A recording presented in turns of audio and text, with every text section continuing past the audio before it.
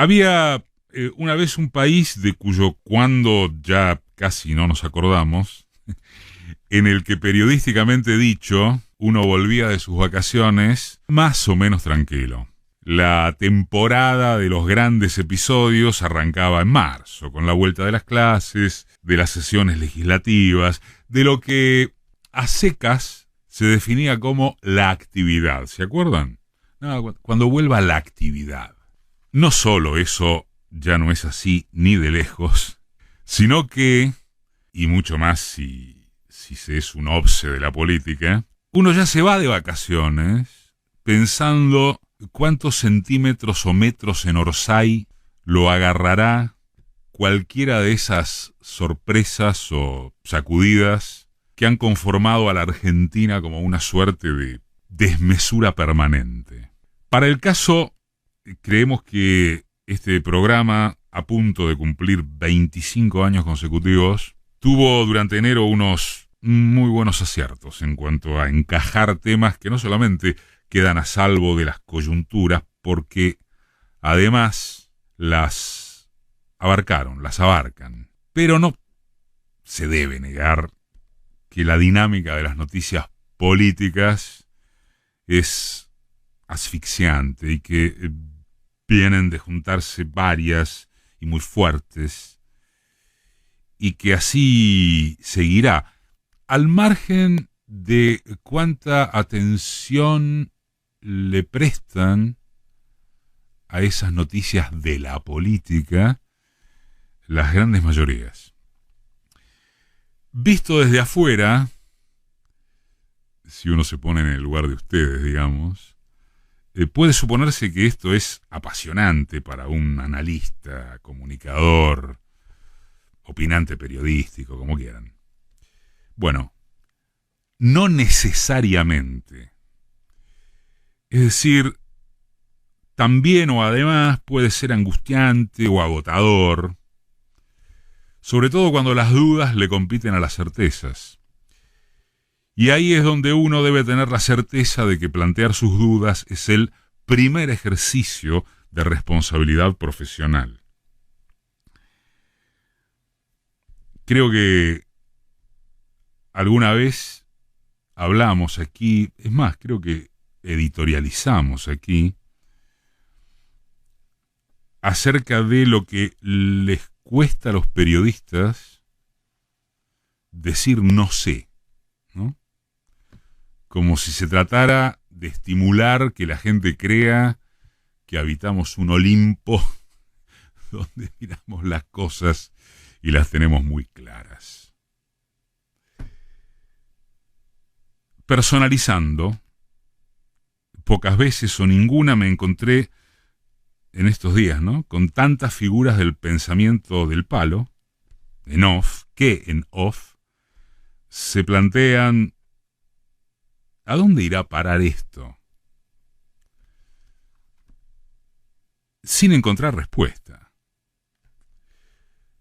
Por ejemplo, solo por ejemplo, ¿cuánto correrse a la izquierda en respaldo de la renuncia de Máximo a la jefatura del bloque sin que a la par eso no suponga bombardear al gobierno hasta límites que lo pongan en peligro? Y siguiendo con este ejemplo de Marras en primera persona, con toda la humildad de eso, de saberse un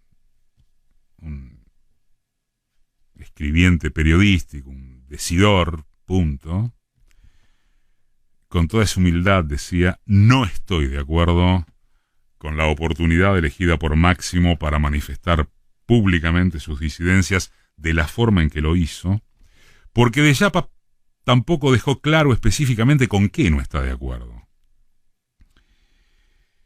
Y decir que la opción que ofrece, llamar a las cosas por su nombre, suena mucho más a poesía que a efectividades conducentes, porque si no había un anuncio de presunto arreglo con el fondo, lo que sí había, a horas vista, era el dólar más allá de las nubes, los precios consecuentemente encima de lo que ya están arriba de salarios e ingresos, desabastecimientos, terremoto político y así de corrido. Pero hay una diferencia sustantiva entre eso y considerar a Máximo como el enemigo, y como si además hubiera dicho que se va del frente de todos, que la derecha ya califica como el frente de algunos. La derecha, quede claro. Porque entre nos, ¿cómo es? Ahora resulta que Kicillof, que respaldó el anuncio de acuerdo, es de derechas. ¿Kicillof es de derechas? ¿Es de derechas el Chivo Rossi, que también respaldó el anuncio sobre la base de que por lo menos dejó el resquicio de haber evitado un golpe financiero inminente? Uno ve las críticas que se le hacen a Máximo adentro y afuera y tienen más de consultorio psicológico y de razonamientos interpretativos sin data concreta que de otro aspecto. Preguntas, especulaciones del tipo: ¿es una movida egoísta de cálculo electoral testimonial, acordada con su madre para que él y ella se guarden como los puristas que van a quedar a salvo del fracaso inevitable? ¿Que es un caprichoso Máximo Kirchner que apenas porta apellido? Ya sacaron la cuenta para 2023 y se pegaron un viaje de aquello, ¿no? Como para imaginar que si el arreglo fracasa, ellos van a quedar a salvo. La madre efectivamente no está de acuerdo con la decisión del hijo y eso revela el fin de la dinastía kirchnerista. Qué berretada, por favor. Profesionalmente dicho, digamos. Las cuentas, las buenas cuentas políticas, suelen sacarse sobre eventuales consecuencias políticas de tales y cuales determinaciones y no en torno de apreciación de factores subjetivos. Porque lo objetivo cercano a ello, cree uno, es que el gobierno no ha hecho más que ganar tiempo hasta ver qué resulta del tiempo que ganó entre lo que haga para convencer a las mayorías, su pulseada con los factores de poder, y vaya, ¿no?, las circunstancias regionales e internacionales. ¿Quién cree seriamente que este principio de acuerdo con el Fondo Monetario es cumplible? Ni el fondo lo cree. A la barrabasada de pagos con el organismo, que se acumularán hacia mediados de la década, se suma que en 2025 y hasta 2034 vencen entre 5 y 7 mil millones de dólares anuales con los acreedores privados, además del pago al fondo. ¿Qué sentido tiene imaginar que eso podrá cumplirse? ¿A quién se le ocurre? En el mientras tanto, el fondo le va a prestar a la Argentina para que Argentina pague con plata del fondo los vencimientos del monstruo macrista. Esto último será a condición trimestral de cumplir pautas de ajuste, aunque también es cierto que vuelan los precios de lo que la Argentina produce. Ojo.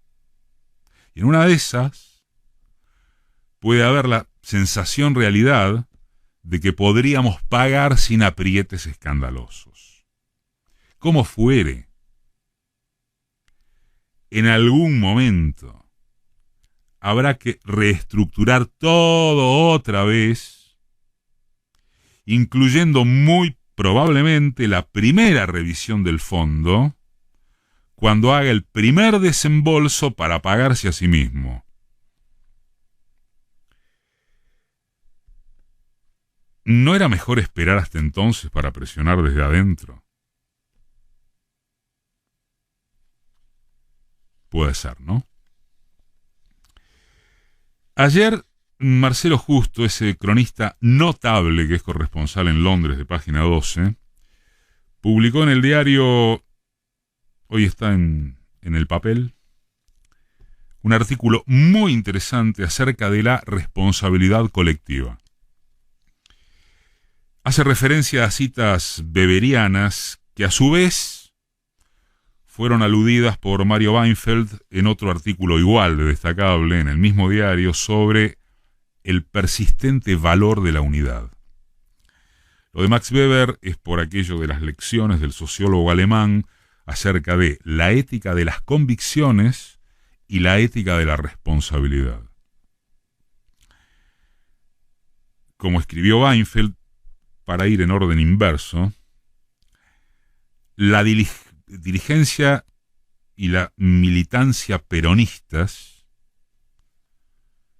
uno se permite agregar que no solo peronistas, aunque se entiende la síntesis ejecutiva, tienen el deber de cuidar la unidad. Una unidad que no exige acallar debates ni privarse de sincerar diferencias, pero sí evitar agresiones. Evitar agresiones, no engolosinarse con la pelea interna, mirar al contexto, comprender que los adversarios políticos o directamente los enemigos de la democracia están bastante ordenaditos para sacarnos de la cancha, con elecciones o con golpes de mercado. Urge entender quién se beneficiaría si fracasara la muy audaz esta experiencia de coalición, que es condición necesaria, aunque no suficiente para levantar cabeza. Y, como dice Justo, el acuerdo logrado con el fondo era lo menos peligroso y abismal de una situación desfavorable, terrible. El periodista es misericordioso y califica como condenado al mundo de lo contrafáctico lo que, en rigor, es una suma de ensoñaciones, de fantasías, que no tienen ninguna conexión con la realidad. Desarrollarse en forma exclusivamente autónoma con financiamiento de chinos y rusos, que lo primero que hicieron antes de seguir hablando con Argentina es reclamar que se arreglara con el fondo. Y hacer reclamos jurídicos internacionales, que nadie dice que no haya que hacerlos, por supuesto, pero como si fuera real que eso pudiese detener el golpe de mercado que ya estaba en marcha.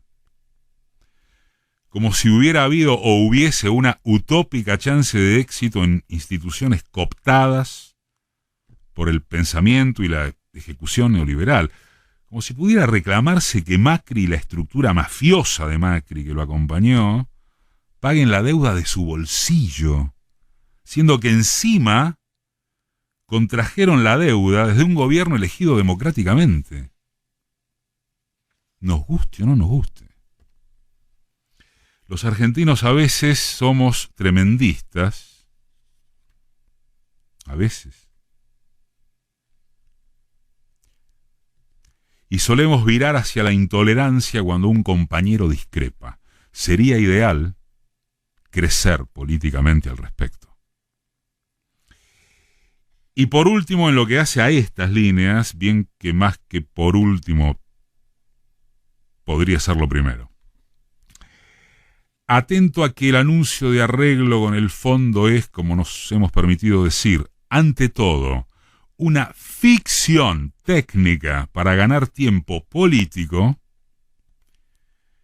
queda pendiente cuál modelo económico se llevará a cabo, pero no respecto del fondo, que también, sino para desarrollar al país con términos de eficiencia productiva, con justicia social. Por eso también nos permitimos decir humildemente que en ese sentido posicionarse a favor o en contra de el acuerdo con el fondo tiene mucho de ideologismo antes que de ideología.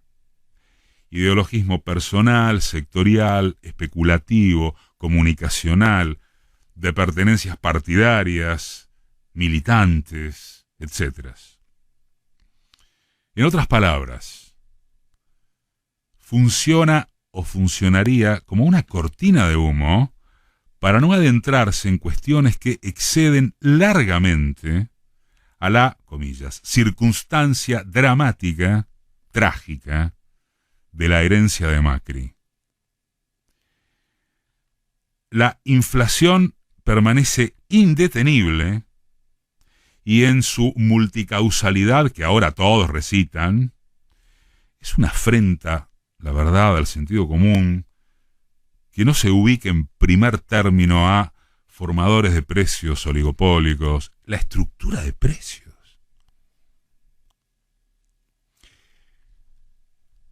El kilo de lechuga 600 pesos, 700. ¿Es el Fondo Monetario?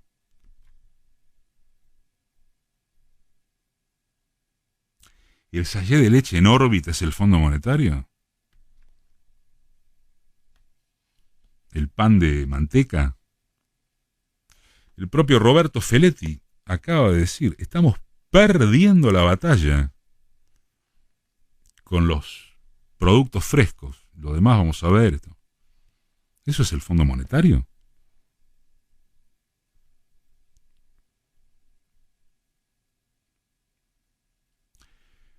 La pobreza llega a índices contra natura en un país como este. Los pequeños y medianos actores de la economía popular que continúan sin convocarse a mesa alguna, las propuestas de articular de otra forma los esquemas de producción y distribución de los recursos, la fuga escandalosa de divisas por las grietas de un Estado ausente en materia de controles básicos. ¿Eso es el Fondo Monetario? ¿De cuándo vienen y de qué? Solo de la tragedia que nos dejaron Macri y sus secuaces, que como si fuera poco acaban de ganar las elecciones,